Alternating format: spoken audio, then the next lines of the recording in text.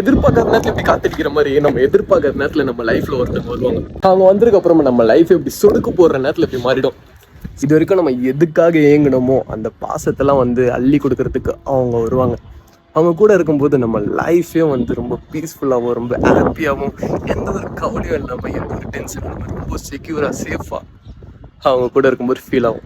அப்படிப்பட்ட ஒரு பேச நம்ம லைஃப்ல வரணும்னா நம்ம எல்லாத்தையும் சாத்திக்கிட்டு பொத்திக்கிட்டு கம்முன்னு கிடக்கணும். ஒரு செருப்படி வாங்கிட்டோன்னு சொல்லிட்டு அடுத்த செருப்படி வாங்க ரெடியாக ஆகக்கூடாது. லைஃப்ல என்ன உருப்படியாக பண்ணிக்கிட்டு இருக்கணும் அவங்க வர்ற வரைக்கும்.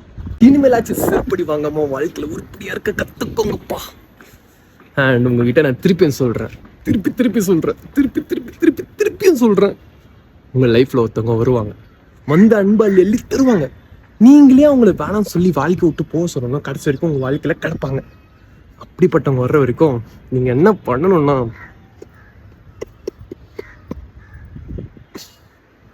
புரிஞ்சிருக்கும்னு நினைக்கிறேன். பல செருப்படி ஈக்குவல் டு ஒரு உருப்படி. புரிஞ்சுக்கோங்க.